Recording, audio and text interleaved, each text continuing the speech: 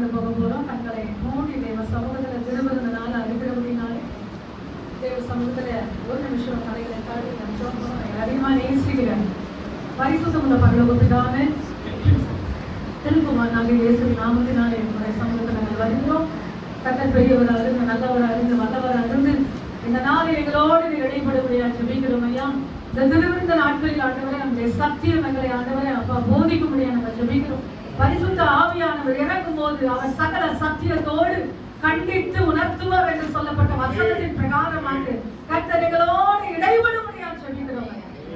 பேசுவது நீங்கள் அல்ல, பரிசுத்த ஆவியானவர் என்று சொல்றது போல காதேஸ் வனாந்தரத்தை எதிரப்படுகிற சத்தம் தொனிக்கும்படியா ஜெபிக்கிறோம். என்னை நடத்துமே, ஆசீர்வதிங்க, ஆசீர்வதிங்க இயேசுவின் நாமத்தில் பிதாவே, ஆமென். இன்னைக்கு நமக்கு என்ன நாள்? திருவிருந்த நாள். அதனால ஒரு நம்மை பலப்படுத்துகிற ஒரு செய்தி, நம்மை ஸ்திரப்படுத்துகிற ஒரு செய்தி நமக்கு ரொம்ப முக்கியம். ஆமென். கலங்காதே, திகையாதே, கர்த்தர் உங்களை ஆசீர்வதிப்பார், உங்களை பலப்படுத்துவார் என்று சொல்லி உங்களை தடவி தடவி தடவி தடவி நரகத்துக்கு அனுப்புவதை காட்டிலும் கண்டித்து உணர்த்தி இதுதான் வழி, இதுதான் சத்தியம், இதுதான் பாதை என்று சொல்லி பரலோகத்துக்கு அனுப்புவது மிகவும் சந்தோஷம். அதில் எத்தனை பேருக்கு பிடிக்கும்? ஆமென். அல்லேலூயா, அல்லேலூயா. வாசிக்க போகிறோம். ஏசாயா 53ஆம் அதிகாரம் 3ஆம் வசனம். ஒருத்தர் வாசிக்க சத்தத்தை உயர்த்தி. ஏசாயா 53 3ஆம் வசனம்.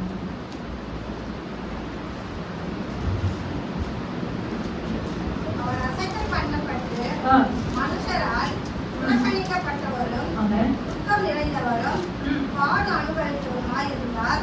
அவரை விட்டு நம்முடைய முகங்களை மறைத்து கொண்டோம். அவர் அசட்டை பண்ணப்பட்டிருந்தார், அவரை எண்ணாமல் போனோம். ஆமென். அல்லேலூயா. ஒரு நேரத்துல என் தெய்வம் அசட்டை பண்ணப்பட்டார். அல்லேலூயா. ஒரு காலத்துல அல்லேலூயா என் தெய்வம் என்ன பண்ணப்பட்டார்? அசட்டை பண்ணப்பட்டார். அல்லேலூயா. ஆனா இந்த மெசேஜோட தலைப்பு எழுதி கொள்ளுங்க, அசட்டை. மெசேஜோட தலைப்பு என்ன? அசட்டை. ஆமென்.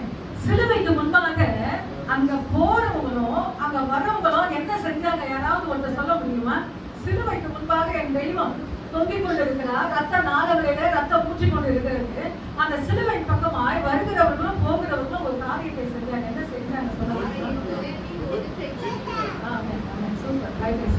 தலையை துலுக்கி,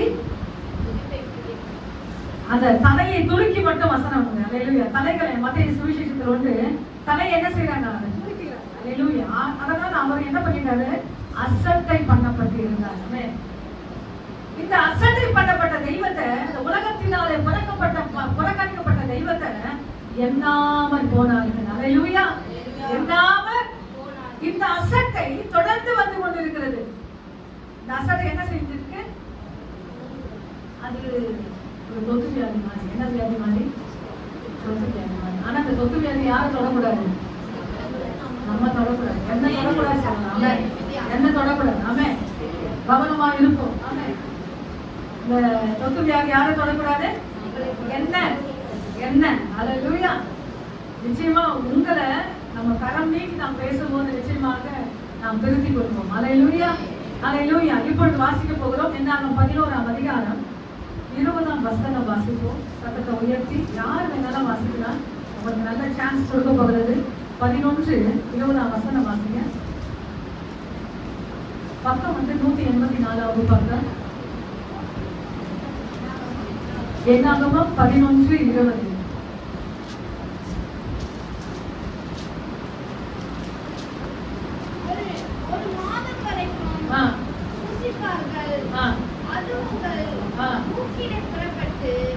உங்களுக்கு தெவிட்டி போக மட்டும் புசிப்பீர்கள். உங்களுக்குள்ளே இருக்கிற கர்த்தரை அசட்டை பண்ணி நாங்கள் ஏன் எகிப்திலிருந்து புறப்பட்டோம் என்று அவருக்கு முன்பாக அழுவீர்கள் என்று சொல் என்றார். அதற்கு மோசே இல்லைங்க, அந்த வசனத்துல மட்டும் இல்லைங்க. என்னன்னா, உங்களுக்குள்ள இருக்கிற கர்த்தரை அசட்டை பண்ணி, அதுதான் ரொம்ப ஹைலைட். உங்களுக்குள்ளே இருக்கிற கர்த்தரை என்ன செய்யுங்க? திருவிருந்து ஆராதனை நமக்கு நமக்குள்ள ஒரு ஆண்டவர் இருக்கிறாரு, நம்ம தெய்வம் வாசம் பண்ணுகிறார். இதுவே தேவனுடைய ஆலயம் என்று சொல்லுகிறார். இந்த ஆலயத்தை நீங்க கெடுத்தீங்கன்னா நான் உங்களை வெடிப்பேன் என்று ஆண்டவரை திட்டவட்டமாக தெய்வம் அங்க பேசிக் கொண்டிருக்கிறார். ஆனா உங்களுக்குள்ள இருக்கிற கர்த்தரை அசட்டை பண்ணி இன்னைக்கு எத்தனை பேருக்கு இஸ்ரவேல் ஜனங்களுடைய சம்பவங்கள் தெரியும்? அல்லேலூயா. எத்தனை பேருக்கு தெரியும்? பைபிள் படிச்சவங்க எல்லாருக்கும் தெரியும். ஆமென். அவங்களுக்கு ஆண்டவர் அடிக்கடி அற்புதம் செஞ்சுட்டே இருக்கணும். என்ன செய்யணும்? அற்புதம் அதிசயம் செஞ்சுட்டே இருக்கணும். ஆனா கொஞ்சம் செய்யலன்னா அவங்க என்ன ஆயிடுவாங்க? முறுமுறுப்பாங்க. மோசையை பார்த்து பேச ஆரம்பிப்பாங்க. ஏன் எங்களை கொண்டு வந்த?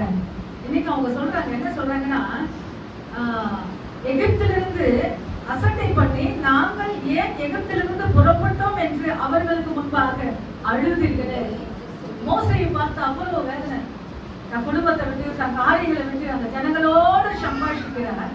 ஆனா மோசையை பார்த்து என்ன செய்யறாங்க ஜனங்க? இன்னைக்கும் அன்னைக்கு அலையோயா அற்புதம் அடையாளம் பார்த்தோம்னா நம்முடைய ஜெபம் அதிகமாயிடும். புரியுதா நான் சொல்றது? அற்புதம் அதிசயம் பார்த்துட்டீங்கன்னா நீங்க ஆலயத்துக்கு வர ஸ்டைலே விதமா இருக்கும், பைபிளை தூக்குற ஸ்டைலே விதமா இருக்கும். கொஞ்சம் அங்க ஆண்டவர் டிலே பண்ணிட்டாருன்னா என்ன பண்ணுவீங்க நீங்க? என்னன்னா தாமதம். என்ன பண்ணுவீங்க? கோளர். என்ன கோளர்? உங்களுக்கு எதுவுமே தெரியாத மாதிரி ஏதோ நான் வந்து புதுசா சொல்ற மாதிரி இருக்கு.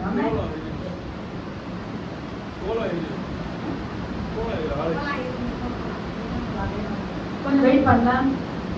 அடுத்தது அப்பார பைபிள் படி என்ன பண்ணிக்கலாம்? அப்பார பைபிள் பண்ணிக்கலாம். அப்புறம் அவங்களே 9 மணிக்கு தான் வராங்க. நம்ம எதுக்கு போய் சீக்கிரமா போய் உட்காரு. அடுத்தது உங்க ஸ்நாக்ல நான் சொல்றேன். அதான் ஏன்னா இஸ்ரவேல் ஜனங்களுக்கு கண்ணுக்கு கண்ணு அந்த மண்ணா இறங்குறத பார்த்தாங்க. கண்ணுக்கு கண்ணு அந்த 10 வாதைகளை பாக்குறாங்க. ஆனா இஸ்ரவேல் ஜனங்களுக்கு ஒரு வாதை ஆண்டவர் தான் செய்யறாங்க. பாக்குறாங்க, பார்க்க வைக்கிறார் ஆண்டவர். அப்படிப்பட்ட ஜனங்கள் முறுமுறுக்கிறாங்க. அதான் ஆண்டவர் வாய்மைக்கு ஒரு பேர் வச்சார். இந்த ஜனங்கள் மலங்கா கழுத்துள்ள ஜனங்கள். எத்தனை பேர் பைபிள் படிச்சிருக்கீங்க? இந்த ஜனங்கள் மலங்காக்கள். அப்ப என் ஆண்டவர் எவ்வளவு அந்த கோட்கார்டு கொடுத்திருக்கும் போது எவ்வளவு வேதனைப்பட்டிருப்பார். அது ஒரு கோட்கார்டு இஸ்ரவேல் ஜனங்களுக்கு. அது கொடுக்கும் போது என் ஆண்டவர் எப்படி வேதனைப்பட்டிருப்பார். ஏன்னா ரொம்ப அதிகமா அந்த ஜனங்களை நேசிச்சார், ரொம்ப அதிகமா அலையில அவங்களை லவ் பண்ணார். ஆனா கடைசியில் சொன்ன இந்த ஜனங்கள் மலங்காக்கள் சொல்ல ஜனங்கள்.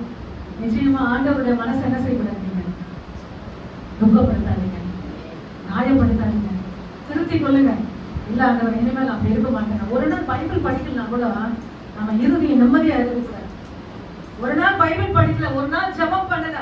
ஒரு தேவ ஊழியர் சொல்லுகிறார் நல்ல ஒரு வார்த்தை, ஆண்டவருக்காகவா ஆண்டவரோடா?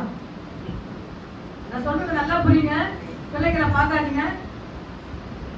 ஆண்டவருக்காகவா ஆண்டவரோடவா? யாரா சொல்லுங்க? புரியல. ஆண்டவர் எத்தனை பேர் சொன்னீங்க? 2 பேர். இங்க ஆண்டவருக்காகவா ஆண்டவரோடவா? ஆண்டவரோட. சூப்பர். இது ஆண்டவருக்காகனா, ஆண்டவருக்காக நான் சில்ட்ரன்ஸ் மினிஸ்ட்ரி பண்றேன், ஆண்டவருக்காக என் வீட்டுல ஊழியத்தை செய்யறேன், ஆண்டவருக்காக ஒரு மினிஸ்ட்ரி செய்யறேன், ஆண்டவருக்காக ஆண்டவருக்காக ஆண்டவருக்காக. இதுலயே அவங்களுடைய கவனம் முழுசா போகுது. ஆனா அவங்க என்ன பண்ணல? ஆண்டவரோட உட்காரு. புரியுது நான் சொல்றது? ஆண்டவர் ஒரு இடத்துல சொல்றாங்க, நாம விசாரிச்சு சொல்றது இல்லை, நாங்க வந்து ஊழியம் பண்ணவே, நாங்க ஊழியம் செஞ்சோமே சொல்றாங்க. அப்ப ஆண்டவர் என்ன சொல்றாரு? உங்களை நான் அறிய. என்ன சொல்றாரு ஆண்டவர்? உங்களை நான் அறிய. நல்லா பலமா செஞ்சுட்டே போறாங்க. ஆனா ஆண்டவரோட என்ன செய்யறாங்க? 1 மணி நேரம்.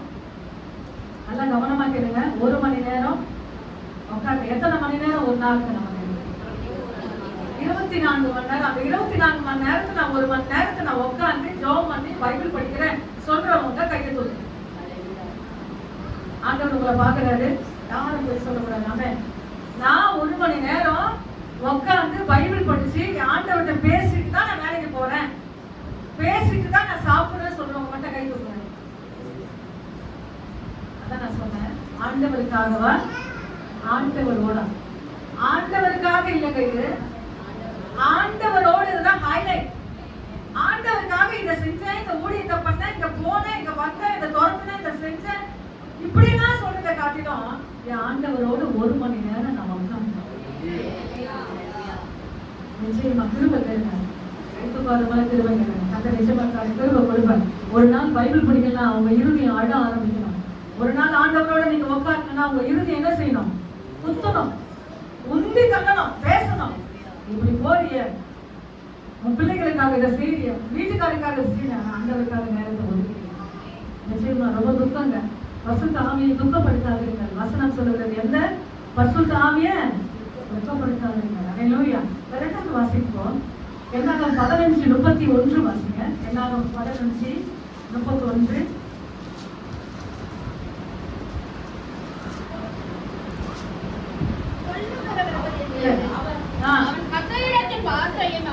அசட்டை பண்ணி அவன் கற்பனைகளை மீறினபடியால் அவன் என்ற இடத்துல உங்களை வச்சுங்க. கர்த்தரின் வார்த்தையை அசட்டை. அங்க என்னத்தை அசட்டை பண்றாங்க? என்னாகும் 11 அதிகாரத்துல, என்னாகும் 11 அதிகாரத்துல யார் அசட்டை பண்றாங்க? கர்த்தரை அசட்டை பண்றாங்க. ரொம்ப முக்கியம், வசனத்தை கேளுங்க. ரெண்டாவது யார அசட்டை பண்றாங்கன்னா கர்த்தருடைய வார்த்தையை அசட்டை பண்றாங்க. நிச்சயமா கர்த்தரை அசட்டை பண்ணாதான் வார்த்தையை அசட்டை பண்ண முடியும். நல்லா புரியுதுங்களா? ஆண்டவர் அசட்டை பண்ணாதான் இங்கிருந்து பேசப்படுகிற வார்த்தையானாலும் சரி, நீங்க தினந்தோறும் வாசிக்கிற வார்த்தையானாலும் சரி, நீங்க அசட்டை பண்ண வேண்டும். நிச்சயமா ஆண்டவர்கிட்ட நம்ம பயமா பக்தியா இருந்துட்டோம்னா இந்த வார்த்தை மீது பயமா பக்தியா நம்ம இருப்போம். அதாவது பிசாசு நம்ம என்ன செய்யணும்? ஆண்டவர் அசட்டை பண்ண செய்வான். ரெண்டாவது என்ன செய்வான்னா அவருடைய வார்த்தையை என்ன செய்வான்? அசட்டை பண்ண செய்வான். அல்லேலூயா. நீங்க ரொம்ப ஜாக்கிரதை. திருப்பி எடுக்க போறோம். ரொம்ப முக்கியமான வார்த்தை. கர்த்தரை அசட்டை பண்ணாதீங்க, அவருடைய வார்த்தையை அசட்டை பண்ணாதீங்க. ஆமென். நிச்சயமா நீங்க ஒரு ஆட்டோல போறீங்க, அதிகமா சொல்லுவேன், 2 வீலர்ல நாங்க அதிகமா பயணம் பண்ணும்போது ஒவ்வொரு வார்த்தை என்னோட பேசும். ஒவ்வொரு வார்த்தை என்ன செய்யும்?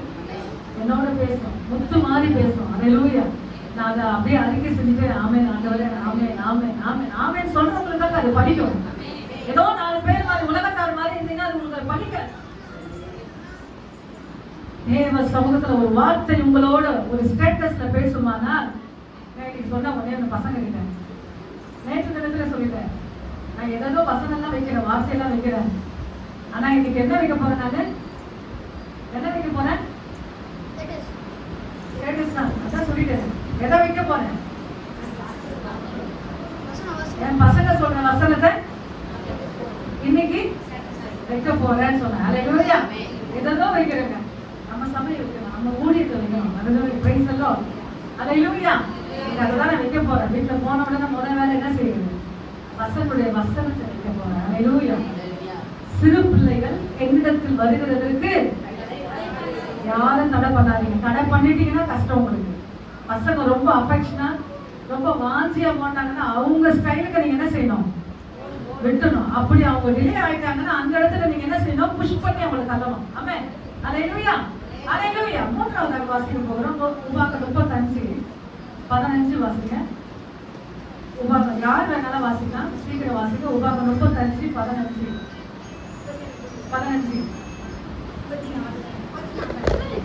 தப்பா வாசிக்கணும். தப்பா சரி. 1 சாமுவேல்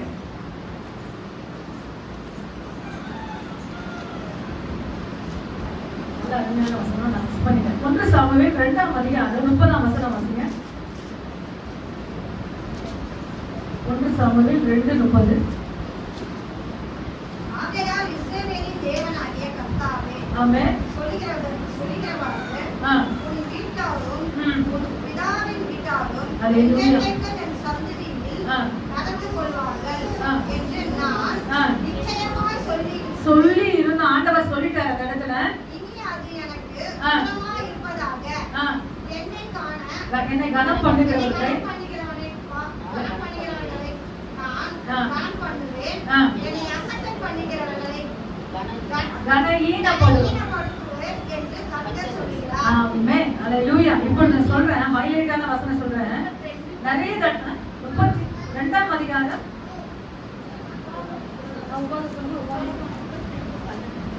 வாசிங்க சிஸ்டர், வாசிங்க.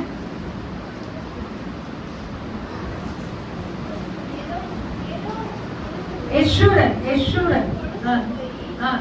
இதைத்தான் ஸ்தோத்திரித்து நிலம் துணின போது தேவனை விட்டு ஆமென். இதுதான் நான் இதெல்லாம் ரொம்ப மெசேஜ் நேரத்துல ஊழியக்காரங்க வசனத்தை விட்டாங்கன்னா அதை அப்படியே ரவுண்ட் பண்ணுவேன். அவங்க எங்க விட்டாங்கன்னு சொல்லி அதுக்கு முன்னாடி பின்னாடி நான் தேடுவேன். அது வேலையை காயத்ரி செஞ்சுட்டாங்க. ஹல்லேலூயா. தன்னை உண்டாக்கின தன் ரட்சிப்பின் கண்மலை என்ன செஞ்சுட்டான்? அசட்டை பண்ணினாங்க. அதான் நான் சொல்ல, கர்த்தரை அசட்டை பண்ணாதீங்க, வார்த்தை அசட்டை பண்ணாதீங்க. 1 சாமுவேல் 2ஆம் அதிகாரம் 30ஆம் வசனத்துல என்னை கனம் பண்ணுகிறவரை நான் கனம் பண்ணுவேன், என்னை அசட்டை பண்ணுகிறவர்கள் கனஈனப்படுவார்கள். அசட்டைனா என்ன? அசட்டைனா சொல்லுங்களேன். அலட்சியம். அடுத்தது இங்கிலீஷ்ல சொல்லுங்களேன். கேர்லெஸ். கேர்லெஸ். இப்போ நீங்க எல்லாம் படிக்கிறீங்க, ரொம்ப முக்கியம். அடுத்த வருஷம் எப்படி இருக்கணும்? சிஸ்டர் வைதேகி, சிஸ்டர் தெபோரா எல்லாம் எப்படி இருக்கணும் அடுத்த வருஷம்? இல்ல பைபிள் படிக்கிறதுல எப்படி இருக்கணும்? நேரம் என்ன செய்யணும்? அடுத்த வருஷம் நான் பார்க்கணும். ஆமென். ஹல்லேலூயா.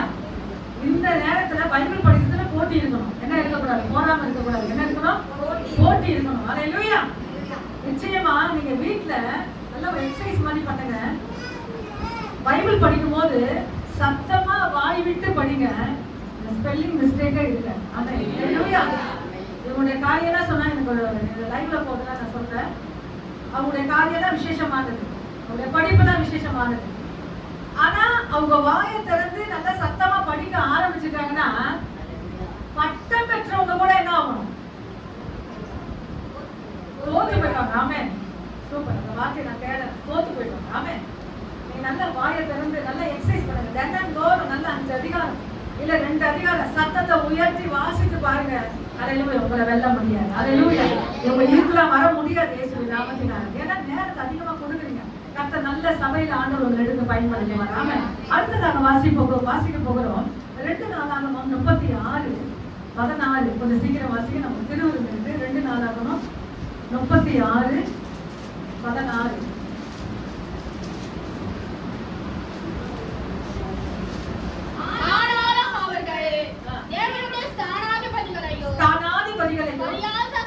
பரியாசம் பண்ணி வார்த்தைகளை அசட்டை செய்து அவருடைய தீர்க்கதரிசிகளையோ நிந்தித்தபடியால் கர்த்தருடைய உக்கிரம் அவர்கள் ஜனத்தின் மேல் மூண்டது, சகாயம் இல்லாமல் போயிடுச்சு. ஹல்லேலூயா.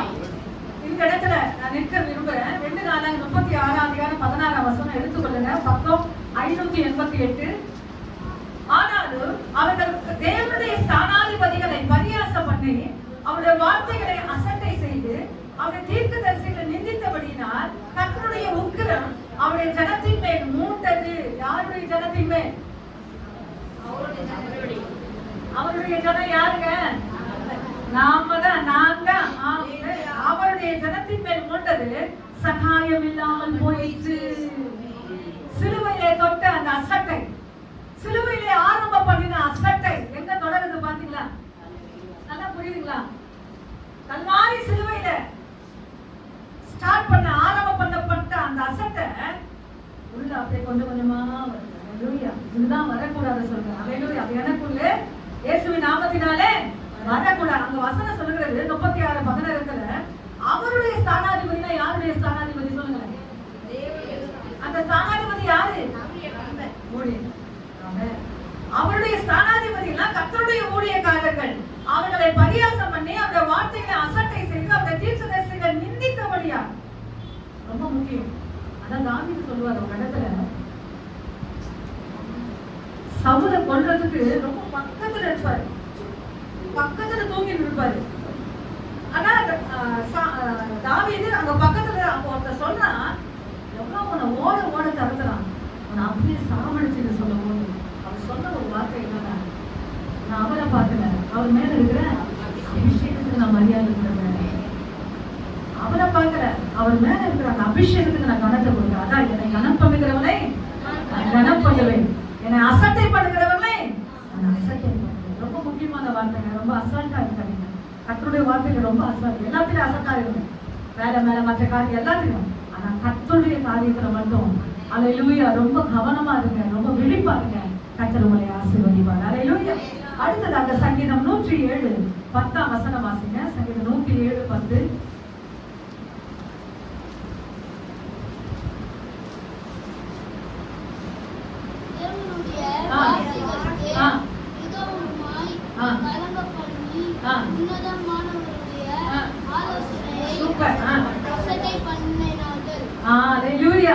சாந்தன ஒரு கை தட்டு கொடுங்களேன். ஆமென். அல்லேலூயா. உற்சாகப்படுத்துங்க. ஆமென்.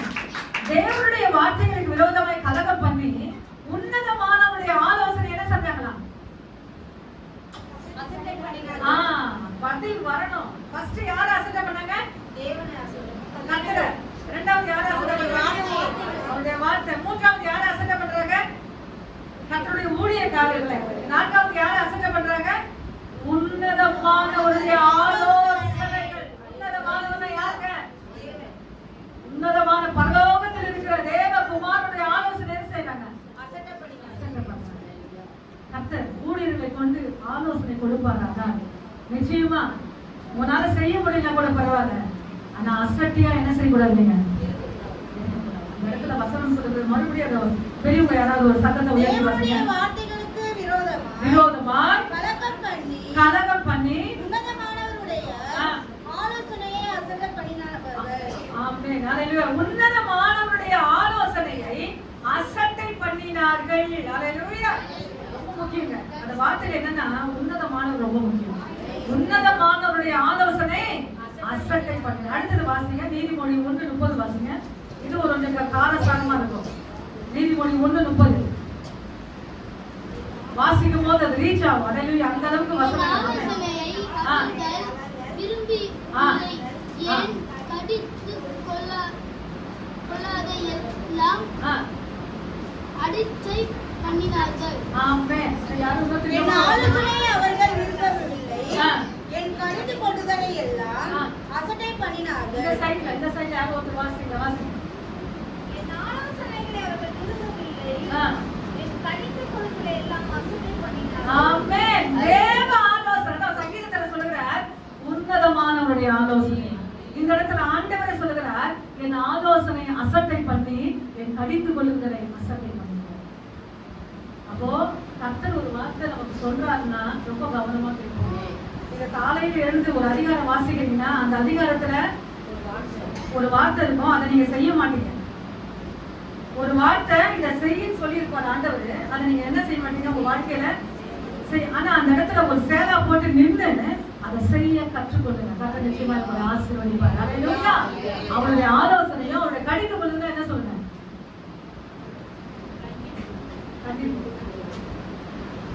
அதான் நான் சொன்னேன், நம்ம பெற்றிருக்கிற ஆவியானவர் என்ன பண்ணுவார்? கண்டித்து உணர்த்துவார். நம்ம பெற்றிருக்கிற ஆவியானவர் எப்படிப்பட்டவர்? கண்டித்து உணர்த்துவார். ரொம்ப முக்கியம். வசனங்கள் ரொம்ப முக்கியம். அல்லேலூயா. அப்படிப்பட்ட ஆவியானவர் பெற்றுக்கொண்டா நம்முடைய வழி தாறுமாறாய் மாற முடியாது. Hallelujah. Straight to straight. Hallelujah. நேர் வழியாய் நம்ம கர்த்தர் அல்லேலூயா நடக்க வைப்பார். அந்த பாதைகளை நாம் கற்றுக்கொள்வோம். அடுத்தது வாசிங்க. 1:7 1:30 வாசிங்க. 1:7 அதே நீதிமொழி 1:7. ஞானத்தின் ஆரம்பம். ஆமென். யார் அசட்டை பண்ணுவாங்களா? அசட்டை பண்ணிட்டீங்கன்னா பைபிள் உங்களுக்கு ஒரு பேர் சொல்லுது. என்ன பேர் சொல்லுங்க? மூடன்னா முட்டாள். நம்ம ஸ்லாங்ல சொன்னா என்னது? முட்டாள். ஆமென். நீங்க ஒரு போதனை அசட்டை பண்ணிட்டீங்கன்னா யார சொல்ல தவிர ஆண்டவர் சொல்றாரு, முட்டாள், அறிவில்லாதவர். அல்லேலூயா. அங்க நின்னு அந்த ஆலோசனை கேட்டு அதை கீப் அப் பண்ண ஆரம்பிச்சிட்டீங்கன்னா உங்களுடைய லெவல் மாறும். அல்லேலூயா. உங்க ஸ்டைல் மாறும். ஆமென். அதான் அதிகமா சொல்லுவேன், நீங்க ஜெபிக்கிறதுக்கு நேற்று சகோதரி மீட்டிங்ல 2-3 பேர் பார்த்து நான் சொன்னேன், கர்த்தர் உங்களை ஜெபிக்க கொண்டு வந்துட்டாரு. அந்த ஜெபத்துல நீங்க என்ன செய்யணும்? கொஞ்சம் மெழுகு ஏற்றணும். என்ன செய்யணும்? அதான் நான் எப்பவுமே மெசேஜ் முடிச்சா ஜெபம் கொடுக்க மாட்டேன். என்ன செய்ய மாட்டேன்? மெசேஜ் முடிச்சா நேற்று கொடுத்தேன். ஏன் கொடுத்த சொல்லுங்க? என்ன சொல்லுங்க? ஏன் கொடுத்தேன்?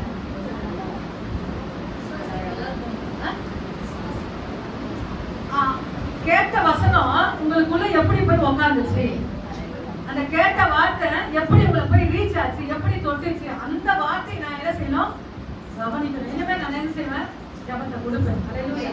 நல்ல கவனமா கேட்டு அந்த வார்த்தைகளை நீங்க சொல்ல ஆரம்பிச்சீங்கன்னா பரலோகமே கனியும். அல்லேலூயா. வாசிப்போம் ஏசாயா 5ஆம் அதிகாரம் 24. ஏசாயா 5:24. இப்போ ஸ்டாண்ட் இருந்தா தான் எனக்கு ரொம்ப ஈஸியா இருக்கும். நினைக்கிறேன் கஷ்டம் தான். ஏசாயா 5:24. சேனைகளின் கர்த்தருடைய 24. 5:24. ஜுவாலையை வைக்கோல் பட்சிப்பது போலவும் சட்டையானது நெருப்புக்கு இராகி எரிந்து போவது போலவும் அவர்கள் நேர்வழி அவர்கள் துளி துளி சில்லியை போலவும் மறந்து போகும் அவர்கள் சேனைகளின் கர்த்தருடைய வேதத்தை வெறுத்து இஸ்ரவேலில் உள்ள பரிசுத்தருடைய வசனத்தை அசட்டை பண்ணினார்களே. அங்க நேர்வது, அப்பனா அங்க ஒரு கொதிப்பு, அங்க ஒரு வேதனையான வார்த்தை, முடிக்கவில்லை, பண்ணினார்களே. அந்த வார்த்தை நான் வாசிக்கிறேன். அவர்கள் சேனைகளின் கர்த்தருடைய வார்த்தையை வெறுத்து இஸ்ரவேலினுடைய பரிசுத்தருடைய வசனத்தை அசட்டை பண்ணினார்கள். கர்த்தருடைய வசனம் வரும்போது, வார்த்தை வரும்போது ஆமென் அல்லேலூயா என்று சொல்லி பழகிக் கொள்ளுங்கள். அல்லேலூயா. அப்படி பழகிக் கொள்ளும் போது உங்களை இயேசுவின் நாமத்தினால அந்த வார்த்தை புஷ் பண்ணும், உங்களை ஆசீர்வதிக்கும். அல்லேலூயா. அந்த இடத்துல முடிக்கிற அசட்டை பண்ணினார்களே, அங்க ஒரு சவுண்ட், அந்த வசனத்தை முடிக்கும் போது அங்க ஒரு சவுண்ட், வேதனையான ஒரு சவுண்ட். நிச்சயமா ஆண்டவரை பண்ணக்கூடாது. அவருடைய வார்த்தைகளை அது ஆண்டவர் சொல்ற, என் வேதத்தை மறந்தா நீ என்ன பண்ணாங்க இல்ல, வசனத்தை முடிங்க. என் வேதத்தை மறந்தா நான் என்ன செய்வேன், ஆமென். அப்படி சாய்ஸ் கேட்டு வரக்கூடாது. சாய்ஸ் கேட்டு ஒண்ணு கேட்டு இன்னொன்று வர டக்கு நிக்கணும். ஆமென். வேதத்தை மறந்தா நான் உங்க பிள்ளைங்களை மறந்தேன். அதுக்காவது பைபிளை தொடுங்க. உங்க பிள்ளைங்க நல்லா இருக்கணும் சொல்லி அதுக்காக அல்லேலூயா உங்களுக்கு சொல்றீங்களா இல்லையா, உங்க பிள்ளைங்க நல்லா இருக்கணும், உங்க பிள்ளைங்களை ஆண்டவர் ஆசீர்வதிக்கணும், உங்க சந்ததி அதுக்காக வசனத்தை வாசிங்க, வாஞ்சியா கேளுங்க, கவனமா கேளுங்க. கர்த்தர் உங்களை ஆசீர்வதிப்பார். அடுத்தது வாசிக்க போகிறோம் 1 தெசலோனிக்கேயர் 4ஆம் அதிகாரம் 8ஆம் வசனம் வாசிங்க. 1 தெசலோனிக்கேயர் இன்னும் ஒரு 4 வசனம் இருக்கு, கொஞ்சம் ஃபாஸ்டா வாசிங்க. 1 தெசலோனிக்கேயர் 4ஆம் அதிகாரம் 8ஆம் வசனம்.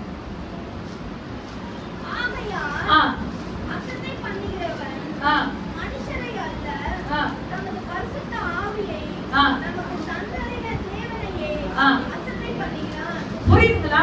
ஆகையால் அசட்டை பண்ணுகிறவன் மனுஷரை அல்ல, தமது பரிசுத்த ஆவியை நமக்கு தந்தருளின தேவனையே அசட்டை பண்ணுகிறான்.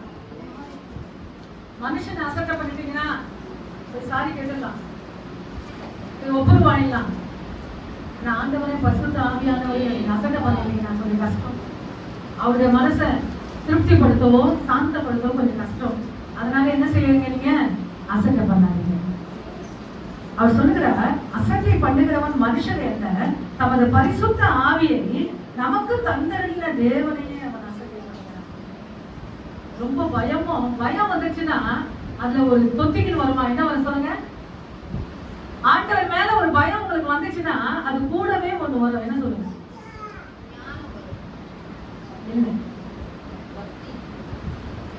பயம் வந்துச்சுன்னா ஆட்டோமேட்டிக்கா ஒரு தொத்து வியாதி மாதிரி வந்துடும். பக்தி உங்களுக்குள்ள ஆட்டோமேட்டிக்கா வந்துடும். அந்த பயமும் பக்தி இருந்துச்சுன்னா நிச்சயமா நீங்க கம்பேர் பண்ண மாட்டீங்க. அல்லேலூயா. பயமும் பக்தியும். ஆமென். அடுத்தது வாசிங்க நீதிமொழி. இன்னொன்னு ஆண்டவர் சொல்றார் தாய் தகப்பனை குறிச்சு, அதை நான் சொல்லாம போயிடக்கூடாது. நீதிமொழி 23:22. நீதிமொழிகள் 23:22. உன்னை பெற்ற தகப்பனுக்கு செவி கொடு, உன் தாய் வயதில் சென்றவளாய் ஆகும்போது அவளை அசட்டை பண்ணாதே. அல்லேலூயா. எத்தனை பேர் அசட்டை பண்றீங்க அம்மா அப்பா?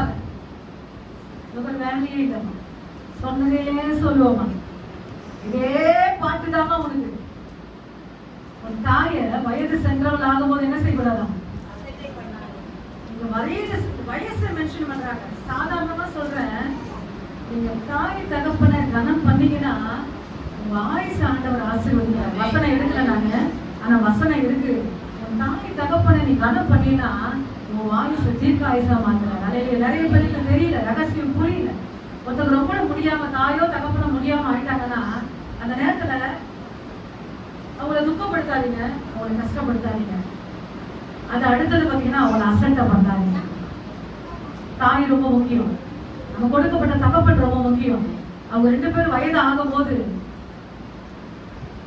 நிச்சயமா சொல்றேன், இன்னும் தெளிவா சொல்லணும்னா 30:17 வாசிங்க. ரொம்ப கஷ்டமா இருக்கு அந்த வசனம் வாசிங்க.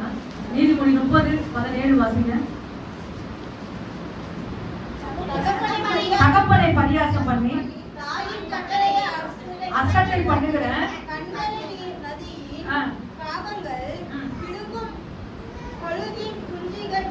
ரொம்ப கஷ்டமா இருக்கு அந்த பைபிள் படிக்க.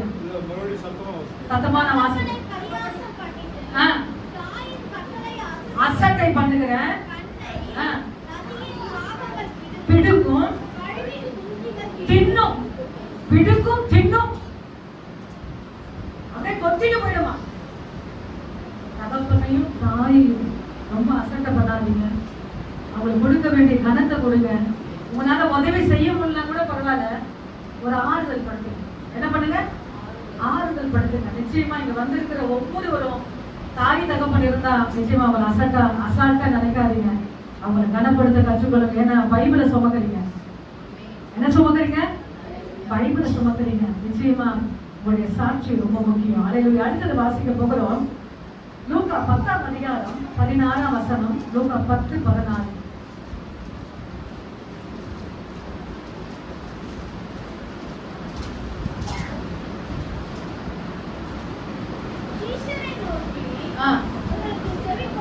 உங்களுக்கு செவி கொடுக்கிறவன் எனக்கு செவி கொடுக்கிறான்.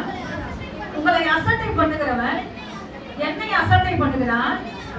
என்னை அசட்டை பண்ணுகிறவன் எனக்கு செயின் மாறி போகுது. வார்த்தை செயின் மாறி போகுது. அல்லேலூயா. சீஷர்களை நோக்கி, அப்படி சீஷர்னா கர்த்தருடைய ஊழியக்காரரை அவர் நோக்கி அவர் சொல்ற, உங்களுக்கு செவி கொடுக்கிறவன் எனக்கு செவி கொடுக்கிறான்.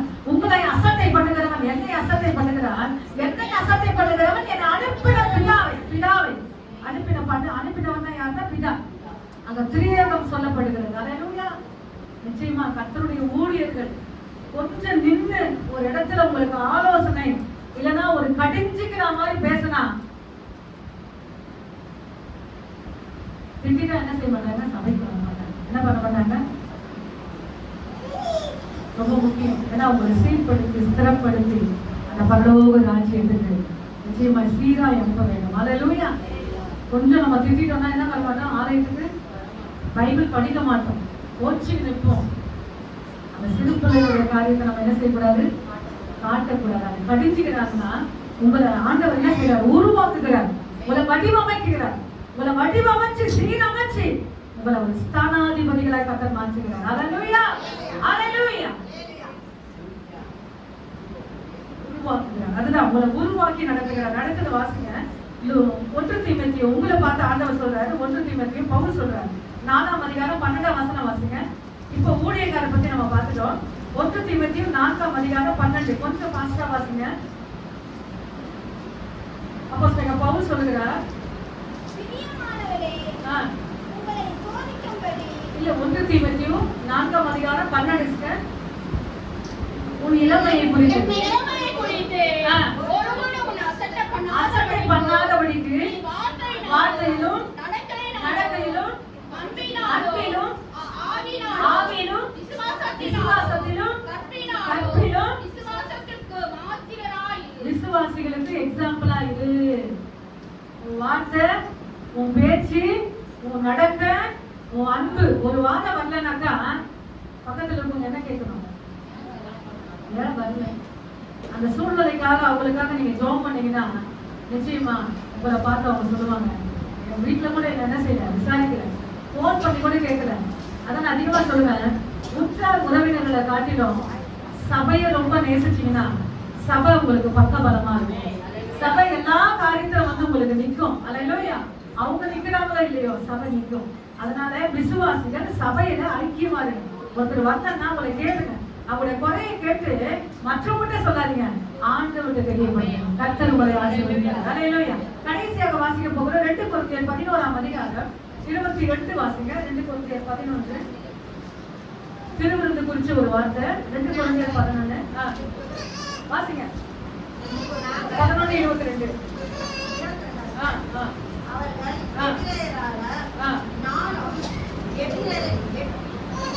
11:22 சிஸ்டர். அவர் எபிரியர், நானும் எபிரியர்.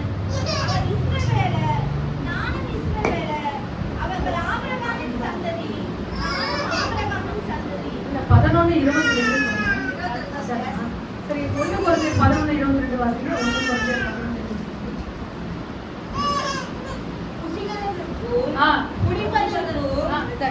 உங்களுக்கு வீடு இல்லை, வீடுகள் இல்லையா?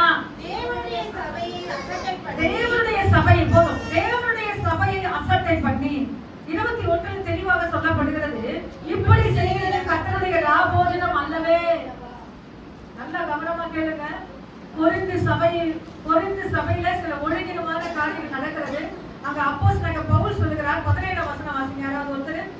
அதிலே 17 உங்களை தொடராமலோ இதை குறித்து உங்களுக்கு கட்டளை கட்டளையிடுகிறேன். நீங்கள் கூடி வந்தால் நன்மைக்கு எதுவாக இருக்கிறது. ஆமென். இந்த இடத்துல நான் வாசிக்கிறேன். உங்களை புகழாமல் இதை குறித்து நான் உங்களுக்கு கட்டளையா ஆலோசனை சொல்றேன். நீங்கள் கூடி வருதல் நன்மைக்கு ஏதுவா இராமல் தீமைக்கு ஏதுவா இருக்கிறது. புரியுதுங்களா அந்த வசனம்? எத்தனை பேருக்கு புரியுது? நம்ம கூடி வருதல் நன்மைக்கு ஏதுவா இருக்கணும். நம்ம கூடி வருதல் எப்படி இருக்கணும்? தீமைக்கு எதுவா இருக்கக்கூடாது. அங்க எதுக்கு கூடி வராங்கன்னா, ராபோஜனத்துக்காக கூடி வராங்க. கூடி வந்த உடனே என்ன செய்யறாங்கன்னா, அந்த காலகட்டத்துல வீட்டுல வந்து சமைச்சு கொண்டு வருவாங்க. என்ன வருவாங்க? ஏழைகள் ஒரு சாப்பாடு, பணக்காரர்கள் ஒரு சாப்பாடு, இப்படி கொண்டு வந்து ராபோஜனம் கொடுக்கறதுக்குள்ள அவங்க சாப்பிடுவாங்க. என்ன பண்ணுவாங்க? நல்லா கவனமா கேளுங்க. இந்த ராபோஜனம் குறித்து பேசப்படுகிறது 1 கொரிந்தியர் 16ஆம் அதிகாரத்துல. சமைச்சு கொண்டு வருவாங்க. இந்த ராபோஜனம் கொடுக்கறதுக்கு முன்னாடியே அவங்க பணக்கார சாப்பாடும் ஏழைய சாப்பாடும் அவங்க என்ன செஞ்சிருவாங்க? சாப்பிட்டுருவாங்க. அப்ப அவர் சொல்றாரு, உங்களுக்கு வீடுகள் இல்லையா? என்ன சொல்றாரு? வசனம் சொல்லுதா? அந்த வார்த்தை மட்டும் வாசிங்க. 11:22. வீடுகள் இல்லையா? தேவனுடைய சபையை அசட்டை பண்ணி, போதும். ஹல்லேலூயா. கர்த்தருடைய சபையை என்ன செய்றீங்க நீங்க? அசட்டை பண்ணி. ரொம்ப முக்கியமான வார்த்தை. அதிலே 2 கொரிந்தியர் 10:32 வாசிங்க. 2 கொரிந்தியர் 10:32. நான் என் சுய பிராண ஜனத்தையோ தேடாமலோ அநேகருடைய ரோஜன ஜனத்தையும் தேடி அவர்கள் ரட்சிக்கப்படும்படிக்கோ இவ்விதத்திலோ எல்லோருக்கும் பிரியமாய் நடக்கிறதை போலவும். இந்த இடத்துல வசனம் சொல்கிறது, நான் என் சுய பிரயோஜனத்தை தேடாமல். இது புரியுதுங்களா? செல்ஃபிஷ், சுயநலம். அந்த சுயநலம் எப்படி வருதுன்னா, ஒருத்தவங்களுக்கு நீங்க ஹெல்ப் பண்றீங்க, அந்த ஹெல்ப்ல கூட சுயநலம் இருக்கும். புரியுது நான் சொல்றது? ஒருத்தவங்களுக்கு ஒரு பொருள் இல்ல, நீங்க கொடுக்குறீங்க, இதை வாங்கிட்டு அவங்க எனக்கு எப்படி இருப்பாங்க? நான் சொல்றதெல்லாம் அவங்க கேட்கணும். அப்போ என்ன செய்றீங்க? அந்த இடத்துல ஹெல்ப் கொடுக்கும்போது சுயநலமா கொடுக்குறீங்க. அதான் வசனம் சொல்றது, உங்களுடைய 11:22 10:32. நான் என் சுய பிரயோஜனத்தை தேடாமல் அநேகருடைய பிரயோஜனத்தை தேடி அவர்கள் ரட்சிக்கப்படும்படிக்கு எவ்விதத்திலும் எல்லாருக்கும் எப்படி நடக்கிறாராம்? அடுத்த வசனம் சொல்கிறது, நீங்களும் யூதருக்கும் கிரேக்கருக்கும் தேவனுடைய சபைக்கும் இடரலற்றவர்களாயிருங்கள். சபையில வந்து ஒருத்தங்க என்ன செய்யக்கூடாது? டிஸ்டர்ப் பண்ணக்கூடாது. ரொம்ப முக்கியம். இடரலா இருக்கிறவனுக்கு வசனத்தை முடிங்க. ஐயோ, இங்க சொல்லுகிற வசனம், நீங்க செல்ஃபிஷா இருக்காதீங்க. யூதருக்கும் கிரேக்கருக்கும் தேவனுடைய சபைக்கும் இடரல் அற்றவர்கள். அப்ப இடரல் அற்றவனா இருக்கணும்னா அங்க பிரியமா இருக்கணும். எப்படி இருக்கணும்? உங்க அன்பை காட்டுங்க. அவங்க வரலன்னா உங்க அன்பை காட்டுங்க. அவங்களுடைய ஜப குறிப்புகளுக்கு அன்பா பேசுங்க. அவங்களுக்கு ஆறுதல் சொல்லுங்க. அவங்களை தைரியப்படுத்துங்க. கர்த்தர் நிச்சயமா அதுல பிரியமா இருக்கிறார். ஹல்லேலூயா. கடைசியாக எபிரேயர் 10:25 வாசிங்க. நமக்கு ஒரு ஆலோசனை இது. முடிக்கிற எபிரேயர் 10:25. சபை கூடி வந்ததை சிலர் விட்டு விடுகிறது போல நாமும் விட்டு விடாமல் ஒருவருக்கு ஒருவர் புத்தி சபை கூடி வருதலை சிலர் என்ன செய்றாங்க? விட்டு விடுகிறது போல நாம விட்டு விடாமல் புத்தி சொல்லணுமா? என்ன சொல்லணுமா? எத்தனை பேர் புத்தி சொல்றீங்க? புத்தி சொல்லணும்னா அந்த இடத்துல நான் கரெக்டா இருக்கணும், செக் பண்ணணும். அல்லேலூயா. நீங்க மத்தவங்களுக்கு புத்தி சொல்றீங்கன்னா நீங்க எல்லா பிரேயர்ல என்ன செய்யணும்? அந்த வசனம் சொல்கிறது சபை கூடி வருதலை சிலர் விட்டு விடுகிறது போல நீங்கள் விட்டு விடாமல். ரொம்ப முக்கியம். கூடி வருதல். நீங்க வேலைக்கு போறவங்க நான் சொல்ல கஷ்டப்படுத்துறேன். வீட்டுல சும்மா இருந்தீங்கன்னா ஆலயத்துல வந்து உட்காருங்க. நேற்று சொன்ன ஒரு அண்ணா, அவருக்கு என்ன இல்லை, குழந்தை இல்லை, எங்க போனா? அப்பா அம்மா வீட்டுக்கு போனா ஆலயத்துல வந்து ஜெபம் பண்ணாங்க. அந்த ஜெபத்துல 10 வரட்டி இருந்தது. அழுகிறா, என்னென்னமோ செய்யறா. அதை பார்த்தவன சர்ச்சை பாஸ்டர் சொல்றாரு, நீ குடிச்சிருக்கியா, நீ வெளிச்சிருக்கியா, என்னன்னு தெரியலையே, உன் முகம் அகோரமா இருக்கேன்னு சொல்றாரு. ஆனா அவருக்கே புரியல. 10 வரட்டியும் அல்லேலூயா அந்த ஜெபத்துல இருந்ததுனால என் தெய்வம் இறங்கினார். ஒரு சாமுவேல் என்ற ஒரு தீர்க்கதரிசியை என் ஆண்டவர் உருவாக்கி கொடுத்தார். அவரை நிக்க வைக்கணும், தெய்வத்தை நிக்க வைக்கணும், அழுது நிக்க வைக்கணும். சொன்ன வார்த்தையை சொல்லுங்க, தப்பே இல்ல. சொன்ன வார்த்தையை சொல்லிட்டே ஜெபம் பண்ணுங்க. கர்த்தர் நிச்சயமா உங்க ஜெப பக்கமா அல்லேலூயா ஆண்டவர் சாய்ந்து விடுவார். அப்படியே முழங்கால் படிடுவோம், எல்லாரும் முழங்கால் படிடுவோம். அல்லேலூயா.